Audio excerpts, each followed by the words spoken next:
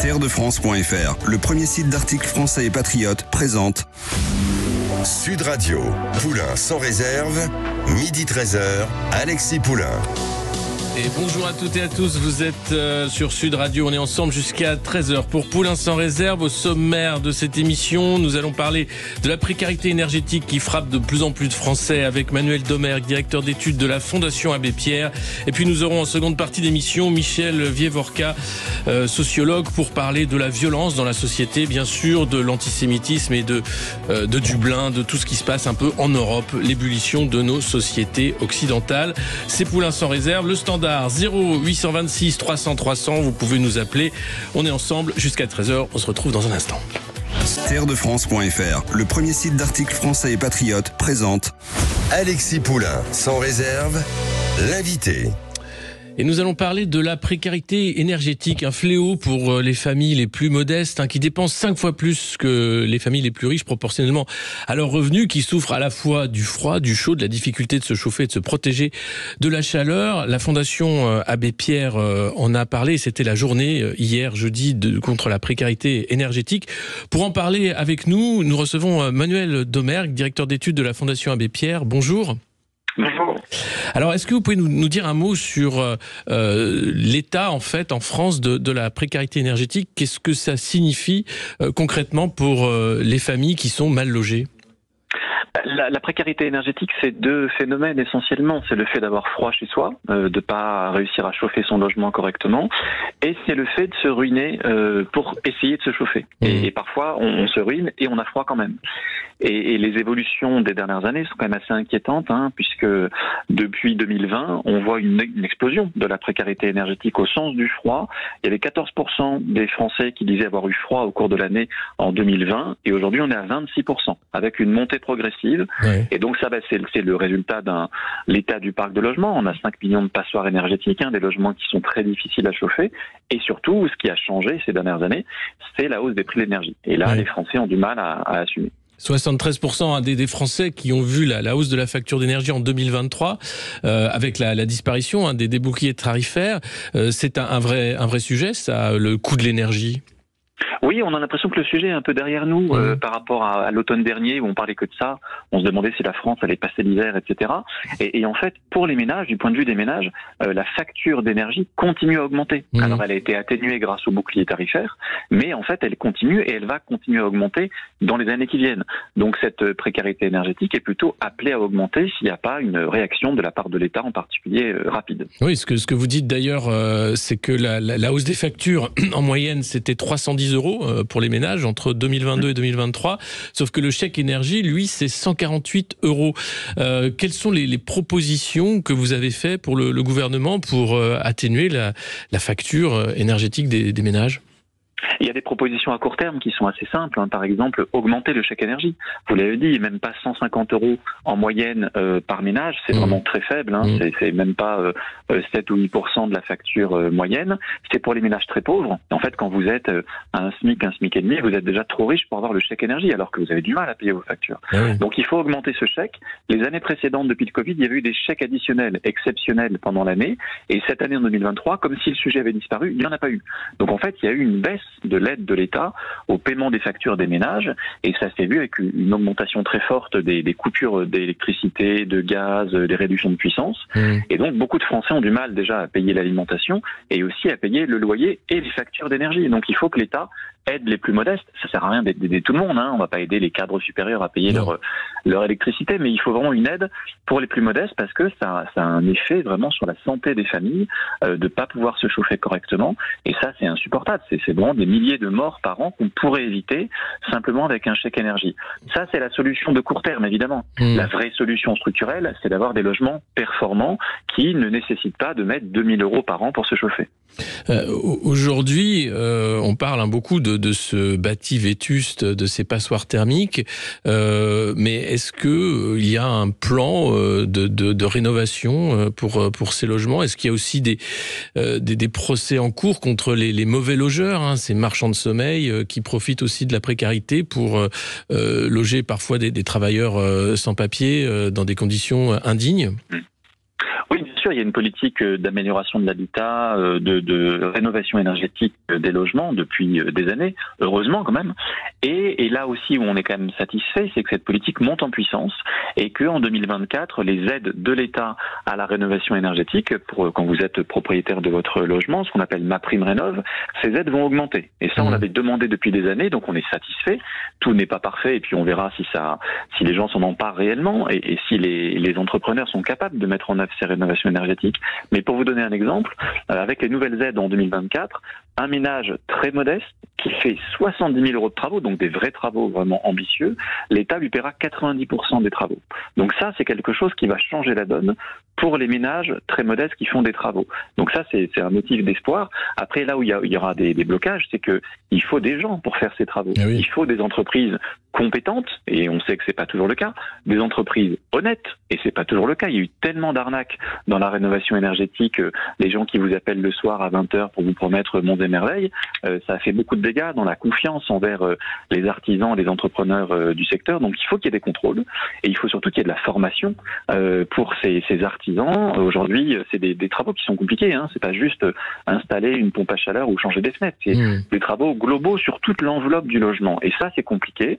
Il faut le faire de manière durable pour que ça reste encore pendant 20-30 ans et pas juste une amélioration ponctuelle du confort énergétique. Et puis, il faut que le secteur embauche. Il faut que les jeunes se lancent dans ce secteur. C'est un secteur qualitatif avec des bons emplois à la clé, utiles pour la planète, pour les gens. C'est vraiment des filières d'avenir. Encore faut-il aussi que ces jeunes qui se lancent soient bien payés. Et là, les entreprises ont aussi une responsabilité de bien les former, de bien les rémunérer, d'avoir des bonnes conditions de travail. On sait que travailler sur des chantiers à l'extérieur dans le BTP, parfois quand il fait chaud, quand il fait froid, quand il pleut, c'est compliqué. Donc il faut tout mettre en œuvre pour que tout le monde se lance dans ce chantier-là. Après, vous l'avez dit, il y a parfois aussi des bailleurs privés qui sont des marchands de sommeil. Et donc, heureusement, petit à petit, on sait que ça a été difficile à faire accepter, il y a des normes de performance énergétique qui commencent à s'appliquer. Et c'est normal, c'est bien, ça arrive progressivement. On va s'attaquer aux pires passoires énergétiques pour dire aux bailleurs, écoutez, vous devez, tout comme vous devez louer des logements avec des toilettes, des logements avec des fenêtres, etc., vous devez louer des logements qui soient décents du point de vue énergétique. C'était pas le cas auparavant. On pouvait louer des passoires n'importe lesquelles, et là, progressivement, on va vers des obligations de rénover. Et donc ça, c'est bien parce que ça embarque tout le monde, y compris les bailleurs. Mais est-ce que les gens sont au courant de toutes ces aides, en fait? Est-ce qu'il y a un fléchage assez clair de la part des pouvoirs publics, tout comme une sorte de labellisation des travailleurs du BTP, pour savoir qui est habilité à faire ces travaux? Alors il y a la labellisation RGE pour les entrepreneurs qui sont qualifiés pour faire des travaux de rénovation énergétique. Ça peut être amélioré, mais bon, en tout cas ça existe. Et puis vous avez raison de dire que un des freins, c'est que les personnes, les habitants, les propriétaires soient au courant que des aides existent qui peuvent être accompagnées. Donc ça, c'est tout l'enjeu du repérage, parce qu'on sait qu'il y a des personnes âgées, isolées, à la campagne, qui n'ont même pas l'idée qu'on pourrait améliorer la performance énergétique de leur logement, ou même si elles peuvent se dire que ce serait utile, ne savent pas que des aides existent, et parfois des aides assez généreuses. Donc il y a tout un travail d'information, de pédagogie, de repérage, et là encore, il y a des outils qui existent dans certains territoires pour embarquer tous ceux qui entrent dans les maisons, tous ceux qui entrent dans l'intimité des ménages, les médecins, les instituteurs, institutrices, les facteurs, pour qu'ils aient une petite formation au repérage et qu'ils puissent à un moment dire au ménage, écoutez, j'ai l'impression, peut-être que vous êtes en précarité énergétique, voici les aides existantes, voici un prospectus, appelez tel numéro de téléphone, on passera chez vous pour vous donner des conseils. Et ça, cet écosystème de l'accompagnement, du repérage, etc., n'existe pas encore complètement, il est en train de se mettre en place. Ça, peut-être que ça va prendre du temps et il faut mettre le paquet parce que c'est une priorité. Et quand je dis accompagnement, c'est vraiment de A à Z, parce qu'il ne suffit pas d'avoir un flyer au début pour dire, voilà, débrouillez-vous maintenant. C'est compliqué de lancer des travaux de rénovation énergétique.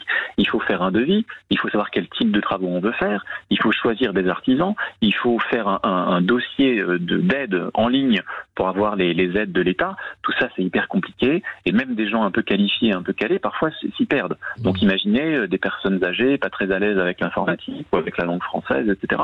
Ouais. Ça, il faut vraiment accompagner de A à Z et que un même accompagnateur, pendant un an, vous accompagne sur votre chantier et puis soit rémunéré, évidemment, pour faire ça. On parlait bien sûr de la facture, au-delà de la rénovation énergétique, le coût de l'énergie et le problème des coupures de gaz et d'électricité. En 2022, c'était 250 000 ménages qui ont subi des coupures. Ça existe encore.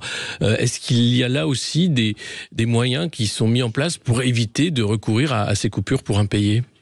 Alors, à la Fondation Abbé Pierre, on s'est beaucoup battu depuis des années contre les coupures d'électricité.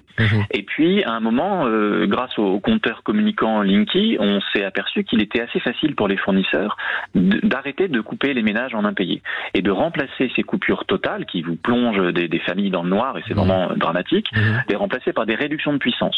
Vous avez que 1 kVA ou 2 kVA pour au moins avoir un frigo, l'électricité, la télé, l'ordinateur, recharger un téléphone et avoir quelques appareils simples. Ça, c'est une avancée assez minimale qu'on demande au gouvernement d'imposer à tous les fournisseurs d'électricité. Depuis notre campagne, EDF s'est engagé volontairement à abolir les coupures, et donc quand vous êtes client d'EDF, il n'y a plus de coupures, sauf exception. Donc ça, c'est une grosse avancée qu'on a obtenue il y a 2 ans. Ça se passe bien, et donc il faut maintenant mettre la pression aux autres fournisseurs, je pense en particulier à Engie et à Total, qui ont tout à fait les moyens, évidemment, d'arrêter de couper les ménages qui sont en impayés. C'est pas des mauvais payeurs, c'est pas des gens qui profitent du système, c'est des personnes qui ont du mal à boucler leur fin de mois et du mal à payer leurs factures. Et une coupure d'électricité, c'est un traumatisme, et ça dure pendant des décennies pour les personnes, les enfants notamment, qui les subissent. Comment on fait ses devoirs, comment on se douche, comment on mange ensemble quand on n'a pas l'électricité chez soi. Ça, c'est vraiment une peine d'un autre âge, une punition sociale qui n'a aucun intérêt. Et on peut tout à fait l'abolir, on demande au gouvernement de l'abolir. Donc une loi pourrait être faite pour abolir ces coupures. Déjà EDF s'est engagé. Une proposition de loi a été déposée hier justement par des députés de la majorité. D'accord, donc à suivre donc sur l'interdiction de ces coupures et puis l'engagement aussi des différents prestataires. Autre chose et encore plus grave, c'est les enfants. 2800 enfants qui dorment à la rue tous les soirs dans notre pays en ce moment. Beaucoup qui sont scolarisés. On voit que le 115, le SAMU social sont saturés, les hébergements manquent. Est-ce que là aussi il va y avoir un réveil du côté du gouvernement ou des structures, villes, départements, régions, pour accueillir ces familles ? Oui, l'hébergement, c'est une compétence de l'État. Il faut que l'État se réveille et que l'État respecte l'État de droit. C'est la loi qui est extrêmement claire, qui dit toute personne en situation de détresse doit être hébergée en urgence par l'État. Donc l'État se met hors la loi, et même pas seulement pour des personnes, des adultes, etc. On pourrait penser qu'ils pourraient un peu se débrouiller. On parle d'enfants qui dorment dans la rue par milliers. Et ça, l'État le sait, on l'interpelle tous les jours, tous les médias le font depuis des mois, et l'État décide de ne rien faire. Clairement, les différents ministres qui se succèdent au micro, avec beaucoup de difficultés, annonnent des éléments de langage en disant qu'on fait déjà beaucoup. Voilà, comme si ça allait consoler les enfants qui dorment dans la rue de savoir que l'État fait déjà beaucoup, comme si l'État n'avait pas quelques dizaines de millions d'euros à dépenser au moins pour trouver des hôtels, des centres d'hébergement d'urgence, même si le mieux c'est d'avoir un vrai logement. Mais l'État a tout à fait les moyens de faire ça. L'État a été encore condamné par la Cour européenne des droits de l'homme hier parce qu'il a refusé d'appliquer une décision de justice qui le forçait à héberger des familles. On parlait d'une famille avec plusieurs enfants malades, etc. Donc il y a vraiment une forme d'incompétence et puis de non-respect de l'état de droit de la part de l'État. Donc on espère qu'ils vont se réveiller au moins avec la baisse des températures. C'est triste à dire, mais souvent quand l'hiver arrive, quand il neige, quand il fait en dessous de 0, l'État se réveille un petit peu et ouvre des gymnases en catastrophe. Mais vraiment, on attend beaucoup mieux de lui. Mais il y a d'autres solutions. Il y a eu des lycées vides qui ont été réquisitionnés aussi à Paris, par exemple. On a appris hier soir que la région acceptait de mettre à disposition 5 lycées qui étaient vacants parce qu'il y a moins d'élèves maintenant à Paris. C'est incroyable. Les solutions existent alors. C'est vraiment une volonté de ne rien faire. Oui, en tout cas, il y a des choses qui se font, mais c'est pas suffisant. Et donc, il y a des besoins, parce qu'il y a une crise du logement forte, il y a des besoins qui augmentent chaque année, et il faut que l'État assure son rôle, et c'est pas aux mairies, aux régions, aux départements de jouer le rôle de l'État. Parfois, ils le font, et c'est bien, et il faut le faire, mais c'est à l'État de réagir, c'est lui qui a les moyens, et puis l'obligation de faire à l'échelle nationale. C'est vraiment aberrant, on n'avait jamais connu ça. D'avoir près de 3000 enfants refusés chaque soir au 115, c'est un chiffre qu'on n'a jamais connu. C'est incroyable. Et de voir cette inaction est assez sidérant. Du côté de la Fondation Abbé Pierre, quelles sont les actions qui sont engagées actuellement pour aider ces familles ?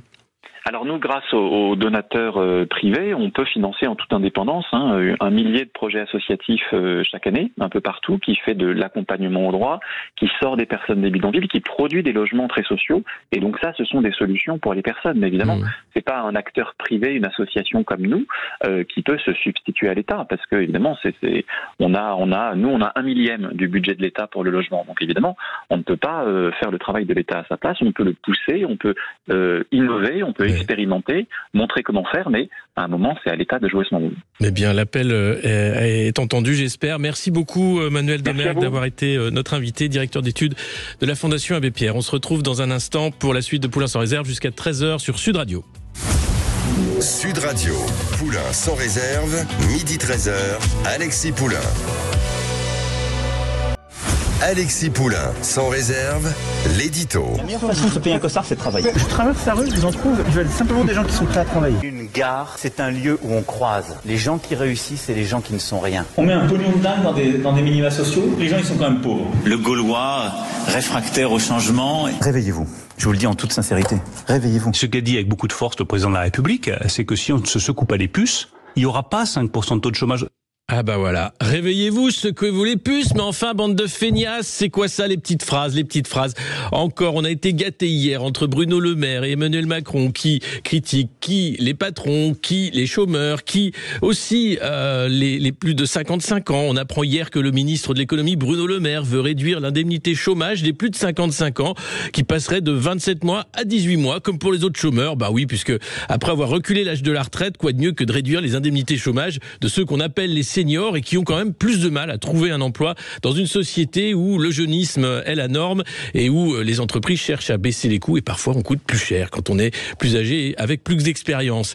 Mais ce serait peut-être un tour de passe-passe en fait à la hache ou avec la baguette magique du 49.3 pour masquer les chiffres du chômage des seniors. Hop, magie. Et s'il y a du chômage, c'est la faute aux chefs d'entreprise qui dorment et qui doivent se réveiller. Voilà, c'est aussi simple que ça. Et puis vous n'avez peut-être pas remarqué, mais Elisabeth Borne a dégainé un 18e 49.3 hier soir comme ça. Bon, c'est la routine, voilà, c'était pour le budget de la sécurité sociale cette fois-ci. Pour l'électricité, pareil, c'est la magie. Bruno Le Maire a assuré que le nouvel accord signé avec EDF va assurer un prix stable de l'électricité. Problème, c'est que en réalité, cet écrivain de fiction, qui a beaucoup de talent, Bruno Le Maire, sort un mensonge, ou du moins une fiction. L'accord prévoit en réalité une augmentation de près de 70% sur le prix moyen du mégawattheure d'ici à 2 ans. Voilà. Et puis pour l'inflation, c'est loin encore la fin du tunnel ou cette petite bosse que Christine Lagarde nous avait évoquée, the little hump de l'inflation. Les prix alimentaires restent au plus haut dans les supermarchés. C'est le baromètre Circana qui nous le dit. L'inflation dépasse toujours les 22% sur les 2 ans. Et comme nous le disait le directeur d'études de la Fondation Abbé Pierre, qui était notre invité tout à l'heure, nous avons recensé jamais autant de ménages sous le seuil de pauvreté depuis des décennies. Mais pour Bruno Le Maire, il faut arrêter de noircir le tableau. Voilà, on se réveille, on se secoue les puces, on arrête de noircir le tableau, mais entre les mensonges, les approximations, la méthode Coué, les conseils de Bruno Le Maire, ministre de l'économie depuis 7 ans, on peut peut-être les prendre avec des pincettes. Lui, il a réussi l'exploit de faire passer la dette de la France de 2300 milliards d'euros en 2017 à 3040 milliards aujourd'hui. C'est plus de 700 milliards en 6 ans. Bravo, chapeau les Mozart de la finance, les champions de la petite phrase méprisante et les magiciens du 49.3. Ils continuent leur épopée folle et visiblement c'est à nos frais. Alexis Poulain, sans réserve, l'invité.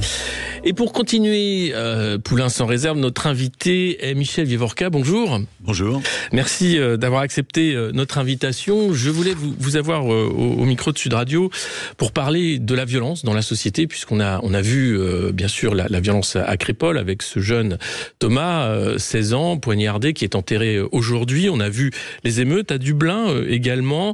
Et l'idée est-ce que la société s'enfonce avec bien sûr la résurgence de l'antisémitisme qu'on croyait avoir mis derrière nous. Quel est le regard du sociologue aujourd'hui sur les dérives de la société française et européenne en général ? C'est un regard qui ne peut que regarder les choses, si je peux dire, en termes de complexité. S'il y avait juste une seule évolution, dans un seul sens, je vous dirais c'est une situation qui va être de plus en plus catastrophique. S'il n'y avait qu'une évolution dans l'autre sens, je vous dirais ça va de mieux en mieux. On ne peut pas dire ni l'un ni l'autre. Je vous donne un exemple. Le nombre d'homicides, depuis 1995 à peu près, n'avait pas cessé de baisser. Il a un peu réaugmenté, mais pas beaucoup, en 2021. Donc si on regarde les homicides, ça va plutôt mieux. Si on regarde le terrorisme, il y a des années où il y en a beaucoup, des années où il y en a moins, etc. Et donc, il est difficile d'avoir une vision d'ensemble. Par contre, ce qui caractérise notre société, c'est que la violence est une sorte de tabou. On n'en veut pas. Il y a eu des époques où la violence avait une certaine légitimité. Elle était révolutionnaire, elle était insurrectionnelle, par exemple. Aujourd'hui, c'est très rare que l'on défende l'idée de violence, encore que, un petit peu, quand on vous dit, par exemple, s'il n'y avait pas eu la violence, les Gilets jaunes n'auraient pas obtenu ce qu'ils ont obtenu, ce genre de choses. Mais quand même, dans l'ensemble, notre société est très sensible à la violence, ça oui. Ça, c'est certain. Sensible, oui, mais est-ce qu'il n'y a pas une génération, qui s'accoutume à la violence et qui l'utilise finalement de manière plus décomplexée que les aînés ? Alors, bien sûr qu'on voit des actes de violence qui nous étonnent par rapport à ce qu'on a pu connaître un peu avant, mais là aussi, il faudrait quand même avoir de la mémoire un petit peu plus longue que les 10 ou 20 dernières années. Je vous donne un exemple. Peut-être que certains auditeurs connaissent le film Casque d'or. Casque d'or, ça raconte une histoire où il y a des personnages, ce sont des Apaches. Les Apaches étaient des jeunes, des classes dangereuses, si vous voulez, des voyous de banlieue qui faisaient peur, etc. Bon, aujourd'hui, on a aussi des phénomènes de bande. Bien sûr. Mais vous voyez, en permanence, je vous invite à relativiser les choses, parce que quand on regarde sur la longue durée, c'est pas tout à fait ça. Et puis, deuxièmement, on est tellement dans une subjectivité de la violence, tellement convaincu qu'il y en a plus, qu'il y en a beaucoup, que parfois on construit des raisonnements et ensuite on met les faits dans ces raisonnements, même si le raisonnement n'est pas fondé. Là, on vient de le voir avec Thomas, justement. Bon, je crois que son enterrement, c'est aujourd'hui. Oui, c'est ce matin. C'était ce matin, et donc, évidemment, émotion. Je voulais le dire aussi. Mais j'étais sur un plateau de télé le jour même, le jour où on a appris tout ça. Et aussitôt, le Rassemblement National, Marine Le Pen, faisait savoir que c'était une razzia. Et j'avais à côté de moi sur ce plateau un député Rassemblement National, qui laissait entendre que tout ça avait à voir avec, il était de Marseille, les problèmes de Marseille, pour aller vite.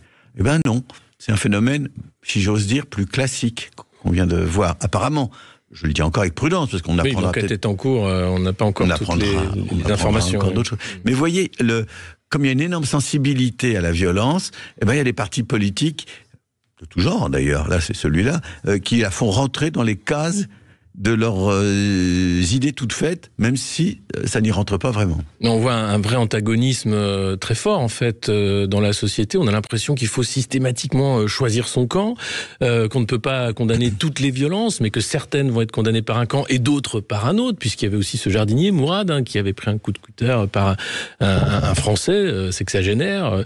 Et est-ce qu'il y a là aussi un jeu politique qui devient plus violent aussi dans les prises de parole, dans l'utilisation de ces drames pour animer ce débat de manière violente ? Alors, vous avez raison de distinguer deux niveaux, en quelque sorte. Il y a la vie sociale, la vie de tous les jours, où il y a des moments de violence, et la question qui se pose, c'est celle du lien avec l'autre niveau, le niveau politique. Est-ce que ça communique ?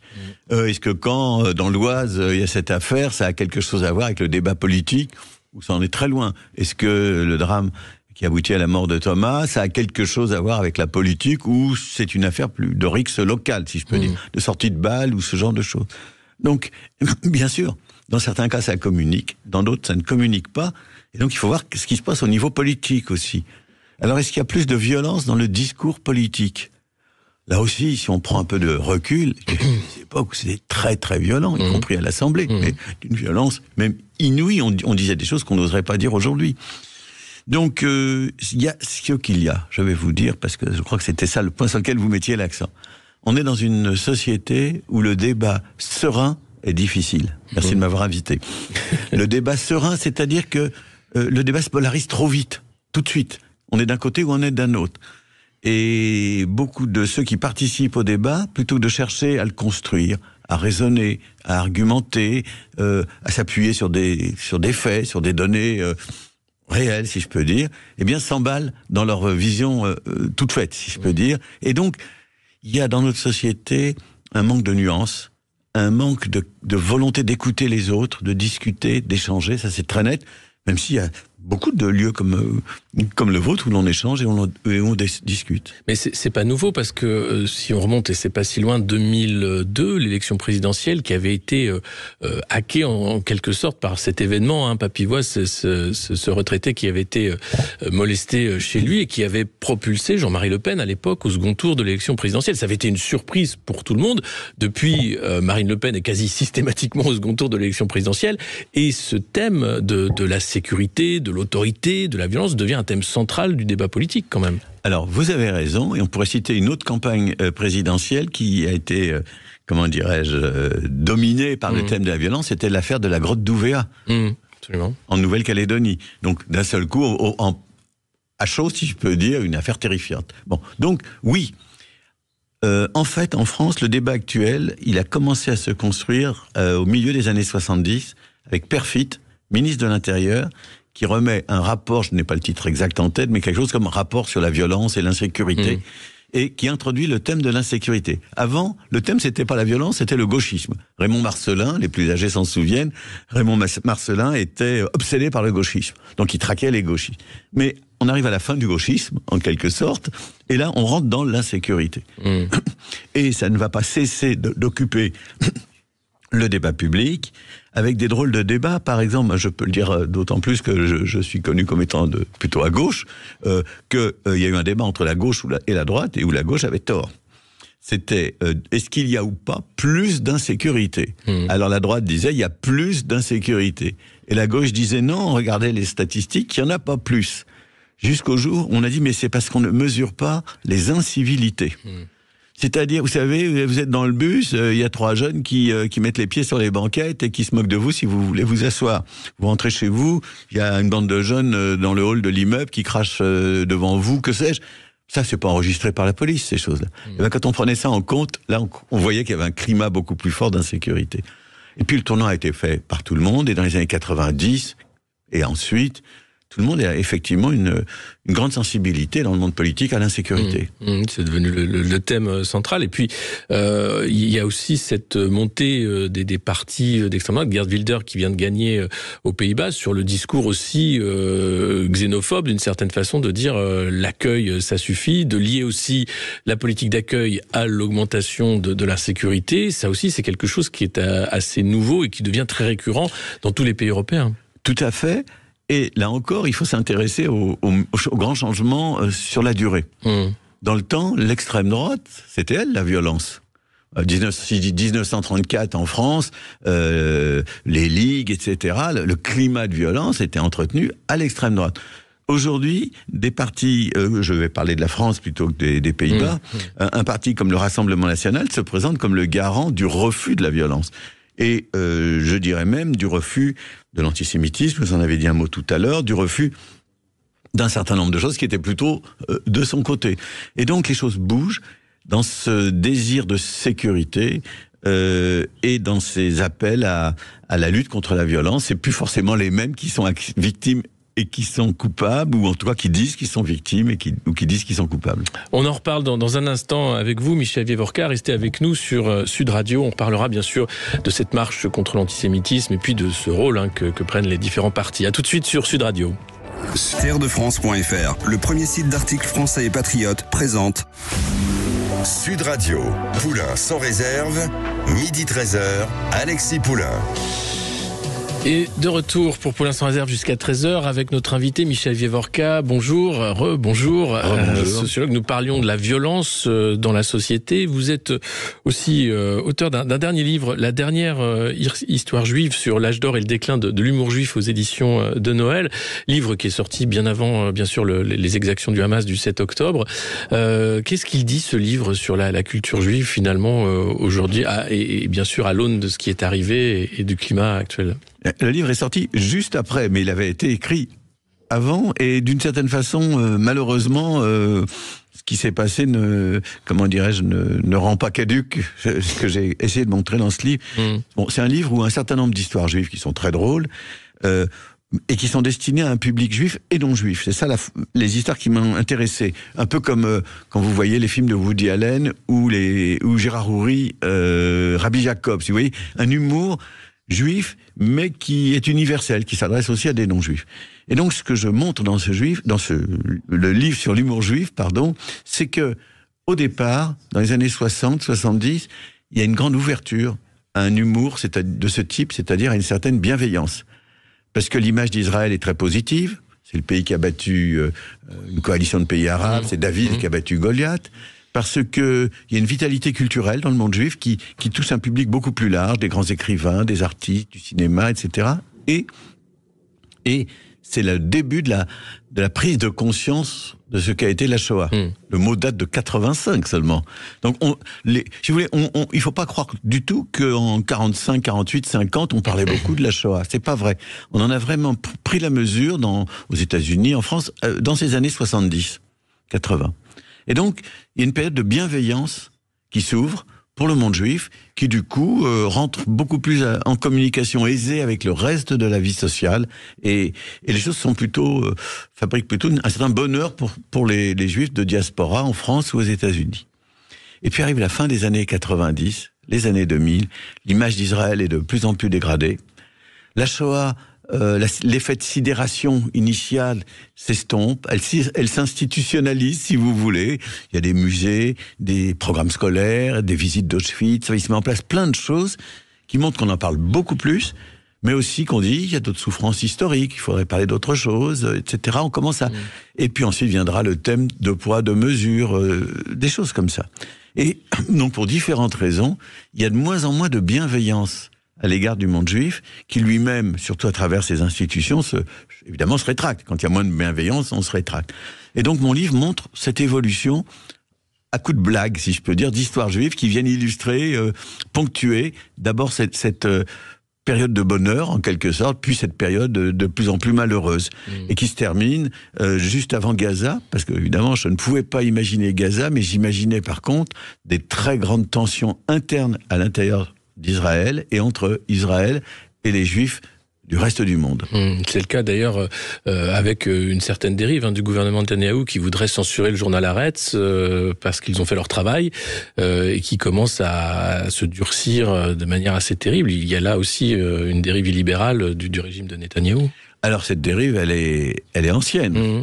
Et avant même qu'il soit aux affaires, l'assassinat de Begin en 1995, je crois, 1995, ça marque la fin des espoirs nés avec les accords d'Oslo, et dans un climat, c'est un extrémiste d'extrême droite qui assassine Rabin, un Israélien, et à partir de là, la politique très droitière et qui deviendra d'extrême droite de Netanyahou va commencer à prospérer dans ce pays, et quand Netanyahou lui-même arrive aux affaires, là c'est vraiment, si je puis dire, de pire en pire.